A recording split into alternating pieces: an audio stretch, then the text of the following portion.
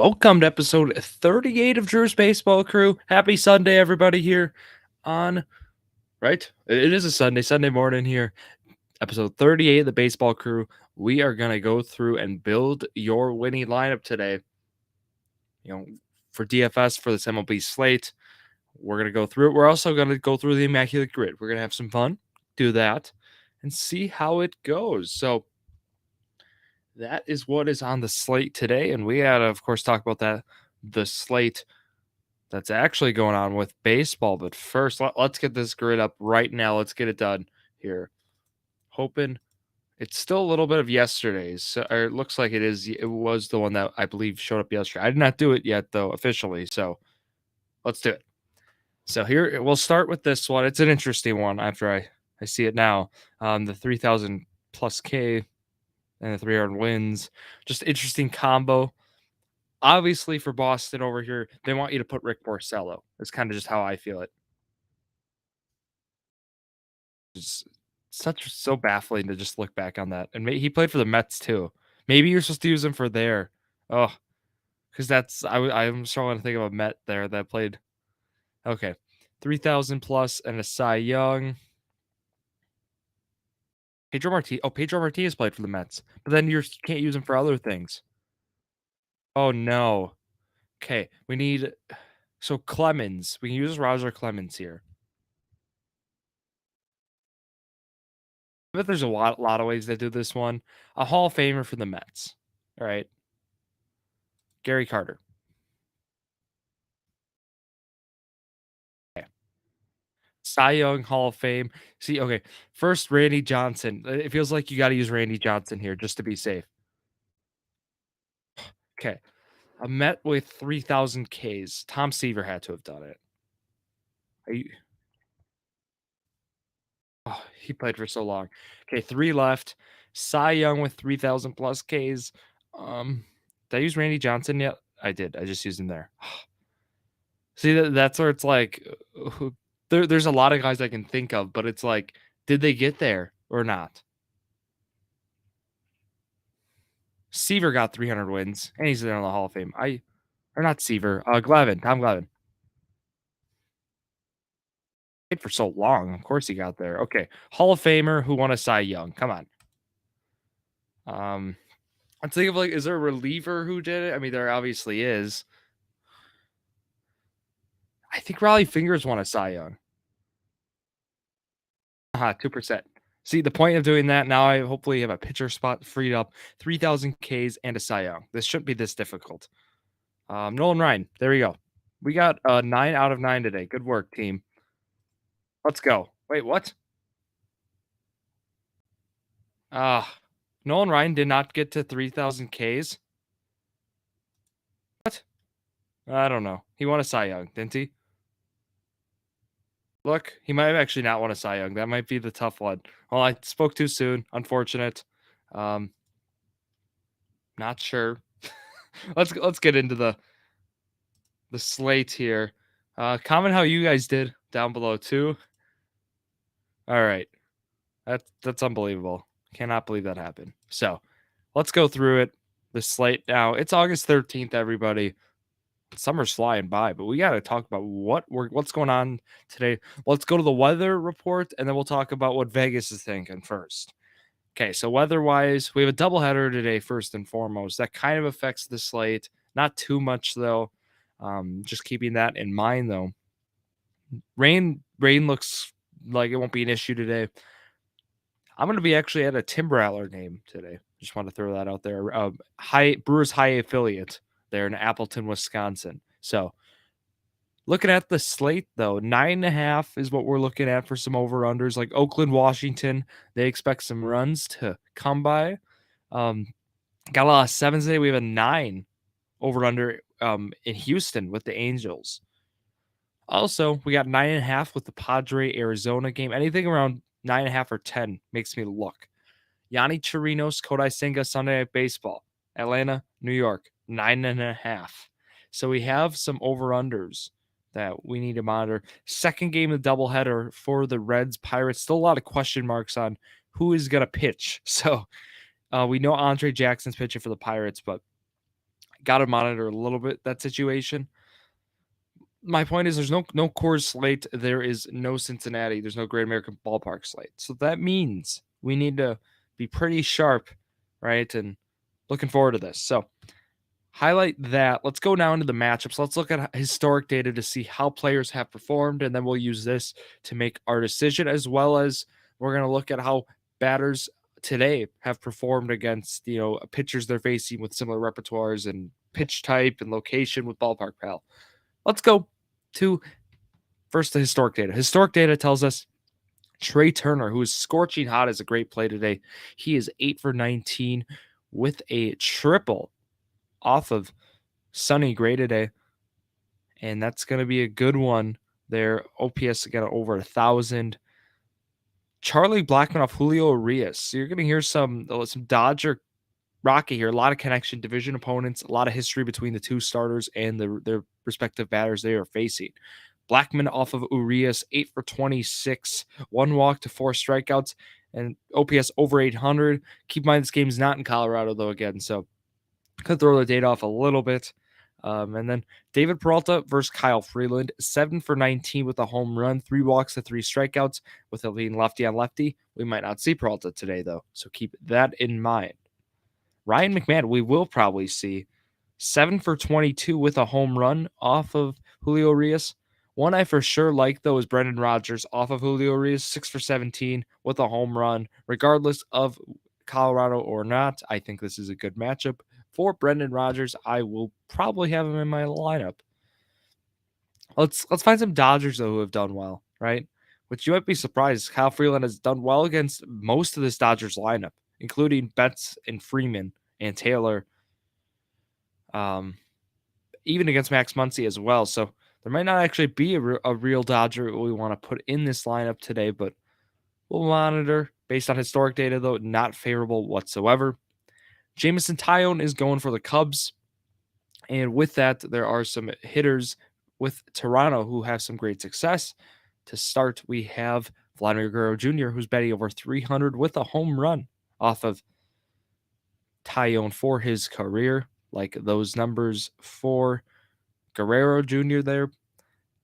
Otherwise, Paul DeJong, if he's in the lineup, he has some history with Taillon there. With Taillon being with the Pirates at the time. Taillon, and then Paul DeJong with the Cardinals. 5 for 17 with a home run.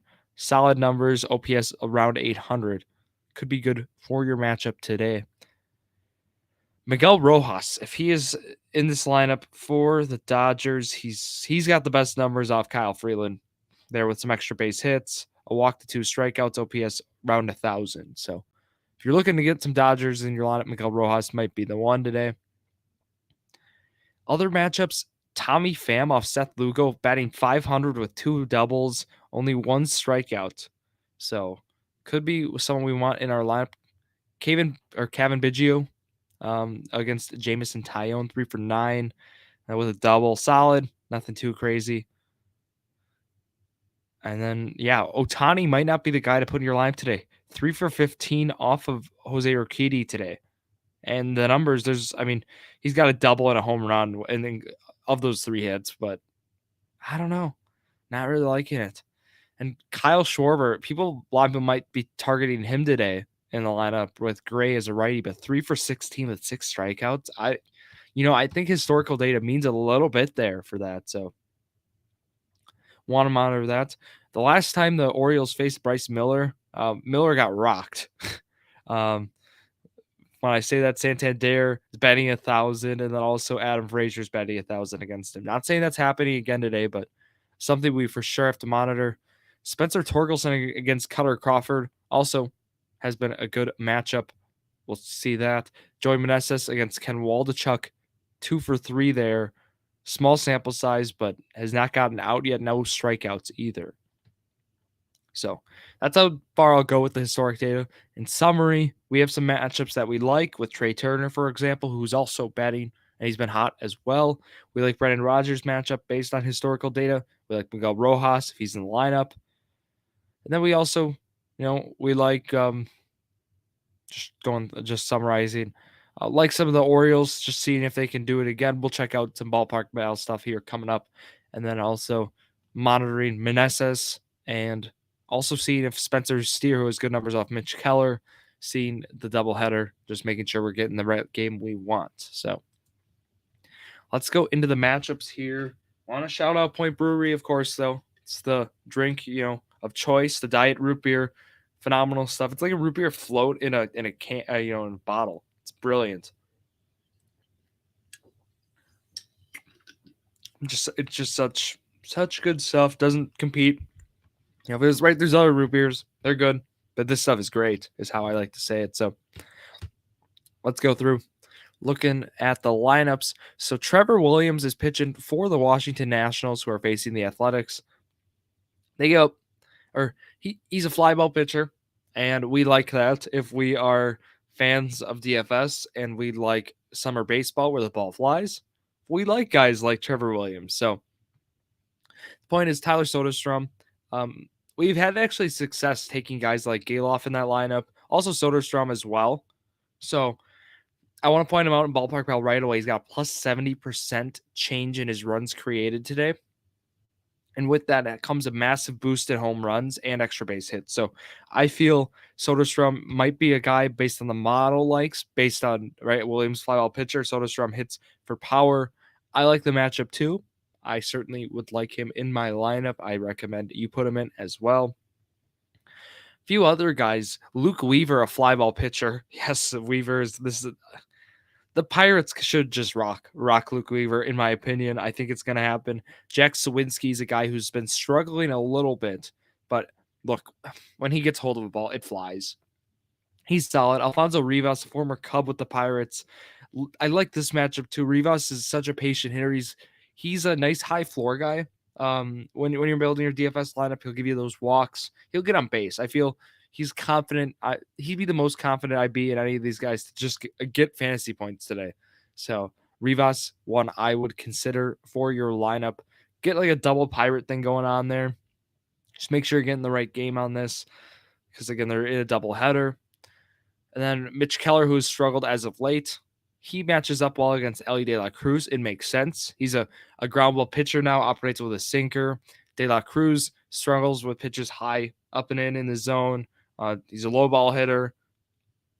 I like it for De La Cruz. He had a nice game Saturday, or Friday rather.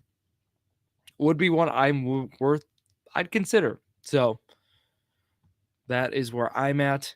Hyun-Jin Ryu is pitching against the Chicago Cubs. Patrick Wisdom, the model likes in this one, based on extra base hits, home runs, all that fun stuff. Totally makes sense. Ryu was seeing some uptick in his velocity, though, which I personally kind of like Ryu against the Cubs today for strikeouts and whatnot. So just want to point that one out. But otherwise, those are a few guys I mentioned. I want to talk about some potential stacks you could do too, as well. With we're looking at those implied over-unders, and there are a few more Athletics who should probably highlight too. I know Brent Rooker has struggled, but the model really likes him today too. And then also, if we can get, I'm just looking at also at the lineup that we're gonna get, but no, I think that's good for Oakland. Not too much athletic exposure in your lineup. I do want to give some starting pitchers as well, that we'll go back to hitters. But in summary, there's a few good hitters, right? I like the Cubs, or I like Patrick Wisdom on the Cubs. I like a couple of the Reds. I like a couple Pirates. Not to just take that game exclusively, but then there's a few guys you could handpick. Like I talked about, taking Trey Turner, taking some guys with Colorado, like Brendan Rodgers. Okay, for starters, let's go and look who we should probably be taking. So if you're looking for value in some top guys, I like Freddie Peralta today, of course, it's a good matchup. White Sox struggle against right-handed pitching, and Peralta has been on an absolute tear. That's one of my favorites. But if you think I'm a homer by saying I'm taking Freddie Peralta, I'll give you some other ones. I think Garrett Cole against Miami is even better. It's just if you want to pay that salary, if you can afford it, I'll say Garrett Cole, and then go Freddie Peralta next. Some other guys, I'm trying to think because like the Rockies are brutal outside of Colorado, and I suggested some Rockies too. Urias has kind of been struggling, a little inconsistent. So Logan Webb against Texas is like, ooh, maybe, but that could go bad, that could go good. I like Yuri Perez against the Yankees too. I would take both sides. Um, I think those are the guys I'd suggest. I also like Zach Eflin versus Cleveland. So I like both. I like Tanner Bybee versus Tampa Bay. I like both sides on that. So take your choice. If you're doing two, I'm taking either Peralta or Cole. Pick one, and then I'll take. Actually, I do. Ooh, I might do Chase Silseth versus Houston too. He's been looking great with Los Angeles. Like if you've that's a guy I would consider just based on matchups. Um, when I take in my lineup. However, if I don't do that, if I can afford it, ideally I would want to go take one of those top two guys I mentioned, and then take a guy like Eflin or Bybee. So that's what I would do. But let's go last thing here. Touch on a little bit more guys for your lineup. A little, just the leftovers here. Let's call it, and go into some of those other games that we talked about where we think we're going to see some offense. Talk about your Pirates and Reds in that one. We talked about Oakland and Washington. Again, Washington, I'm looking more at Joey Meneses. I should highlight Stone Garrett. It seemed like the model liked him a lot too. Waldachuk, a lefty, struggles against right-handed hitting. Garrett, a righty, likes lefties. Good matchup. Certainly one to consider. Dylan Cease is going for the White Sox. Hard to suggest any Brewers, but if Frelick has not caught up on price, Sal Frelick's a safe bet to get on base. Make some moves, noise especially with Cease's walk rate. Definitely like Frelick as a guy today.